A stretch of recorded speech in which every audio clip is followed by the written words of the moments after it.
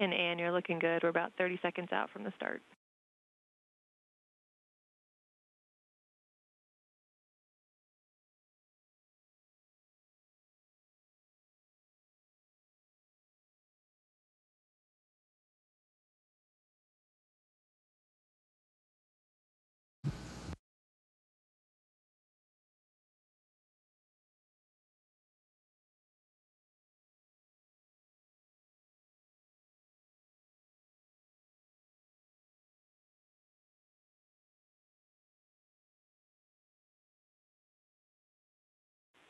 Station, this is Houston. Are you ready for the event?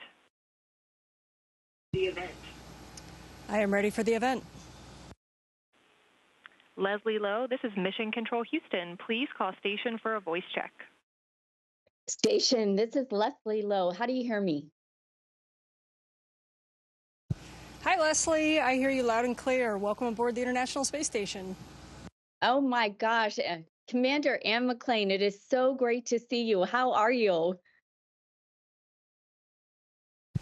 I am doing fantastic, and it's really exciting to talk to anybody from Spokane. Just like hearing your voice and knowing that you're in Spokane makes me feel more at home. So thanks for taking the time today. I was going to say, welcome home. We had an opportunity to meet in 2024 when you were the Grand Marshal for the Armed Forces Torchlight Parade. So just before it started, we had a chance to meet, and you're just spectacular in every way.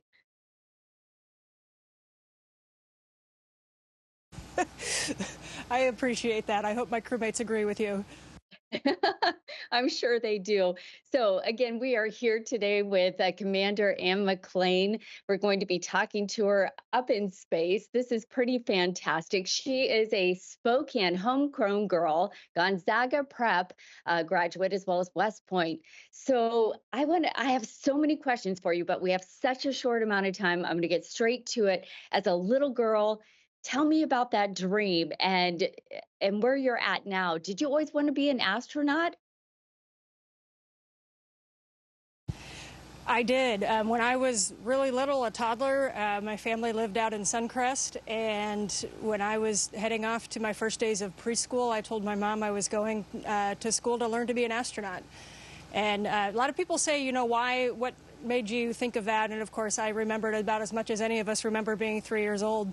But, I have to think that's when the first space shuttles were flying in the early 80s. And so there was just something that caught my attention and caught my eye and put that magic inside of me. And as I grew up, that passion, that magic never went away, and it never went away even being here. It's just been a lifelong pursuit. Talk about the roadblocks that you encountered along the way. Did you hear no's, or did you just keep seeing the doors open up for you?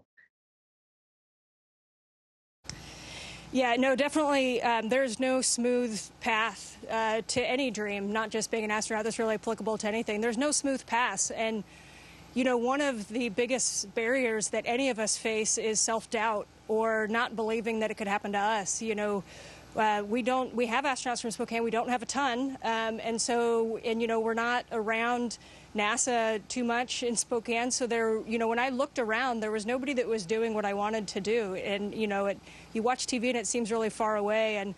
And so at each step, I got kind of nervous to fail. And I think a lot of people can identify with that. I didn't wake up capable of being an astronaut. I woke up capable of doing the next step, though. And so I think when you start to get overwhelmed on your way to your goals, what I just kept thinking was, okay, well, I'll go to the next step and see maybe if that's where I'm going to fail. And I just kind of kept doing that. And I remember flying down to NASA for my interview, and I remember thinking, well, maybe this is the step that I'm going to fail. When dreams seem really overwhelming, just go, you don't have to think about being at that end state and be totally prepared for that end state. Just do the next step and see what happens. I love that. That next step, that is always the one that takes you closer and closer to that final goal. How did the Army prepare you for being an astronaut? Yeah, I think the Army prepared me because they put a lot of those next steps in front of me, and they put a lot of challenges in front of me, and they really kind of taught me what it meant to be a leader. I joined the Army because I was very interested in serving my country. I wanted to fly and serve my country.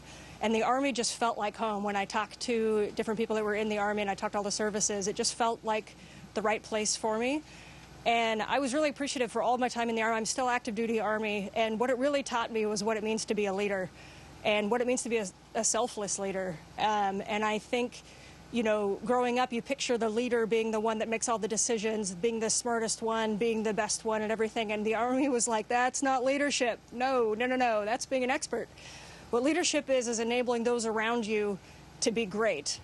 You know, they say good leaders create followers and great leaders create other leaders. And, you know, what it meant to give of my time to make somebody better. And you know, really the service leadership is what I learned in the Army. And it really shaped not just who I am as an astronaut or professional, but kind of who I am as a human being. And very thankful for that.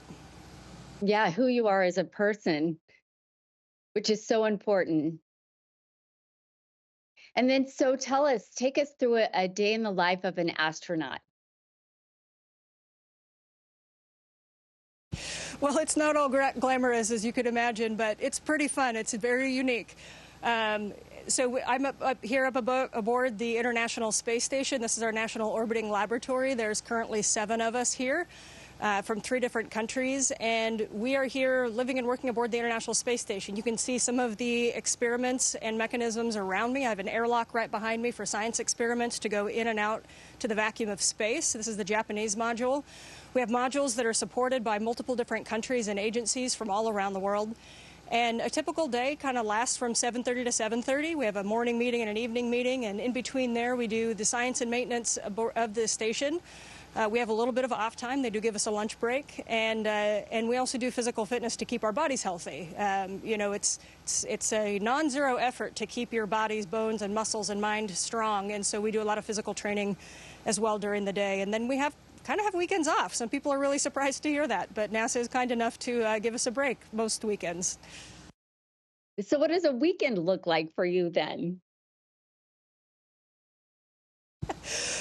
Well, it starts with a chore list. We do have a chore list, and our crew does cleaning. So this is everything. The station stays as clean as we keep it. So there's vacuuming, and there's disinfecting, and there's taking out the trash, or just moving the trash to another part of space station. Really, there's no taking it out.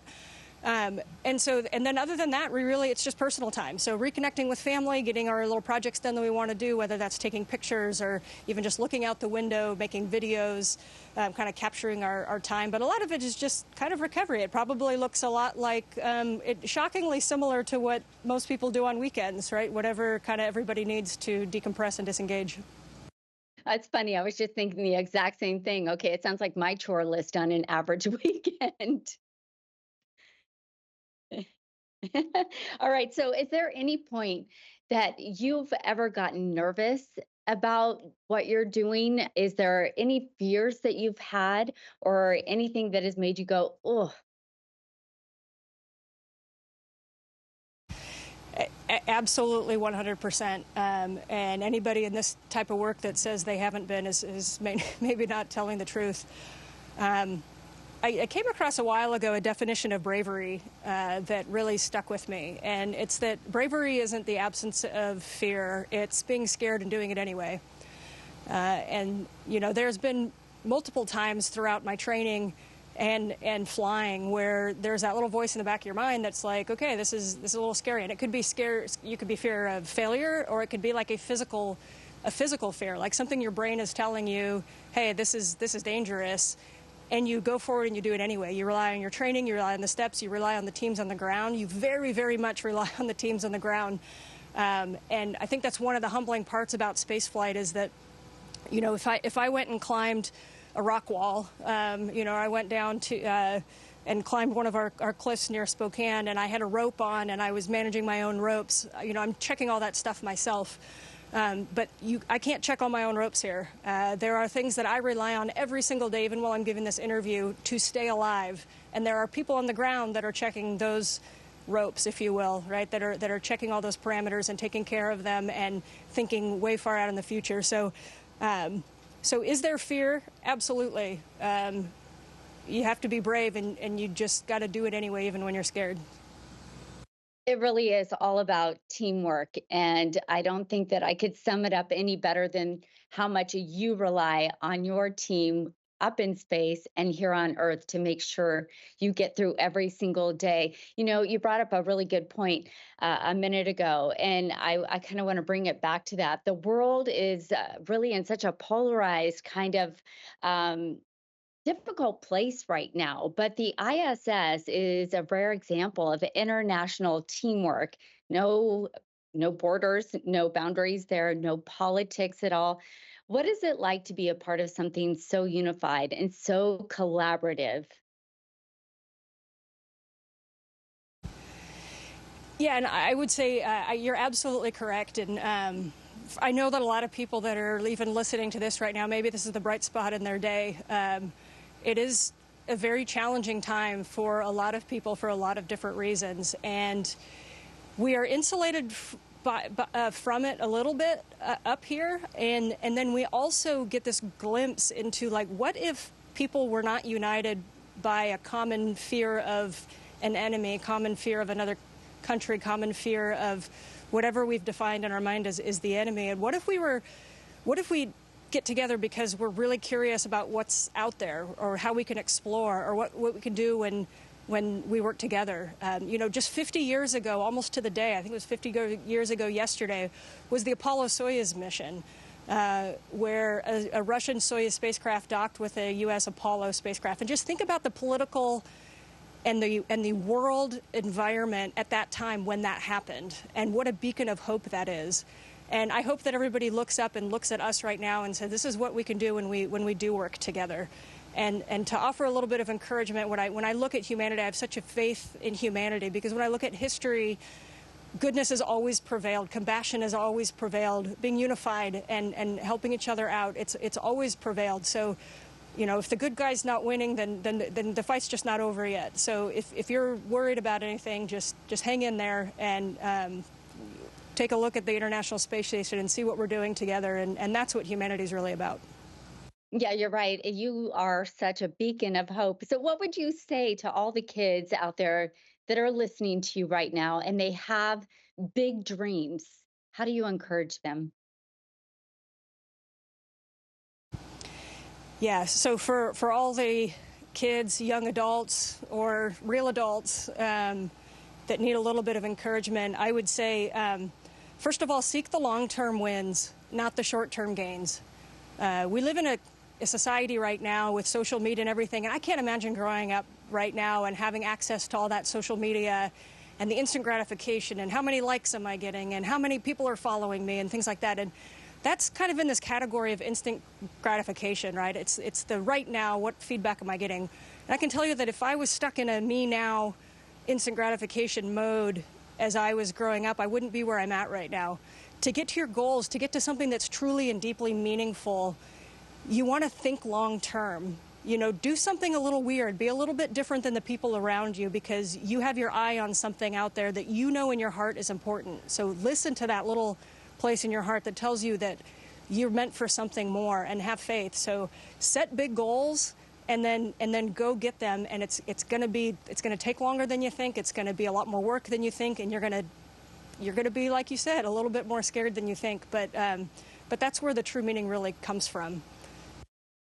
I think my favorite line right there was, do something a little weird. It's so true. Yeah, when I played on the national rugby team, that's what our coach told us. He said, if we're going to win the championship, I need you to be the weird one in your friend group. When everybody's doing one thing, you're doing something else, because we all have a common goal here. And it always stuck with me. What are you most looking forward to at getting your feet planted back here on Earth?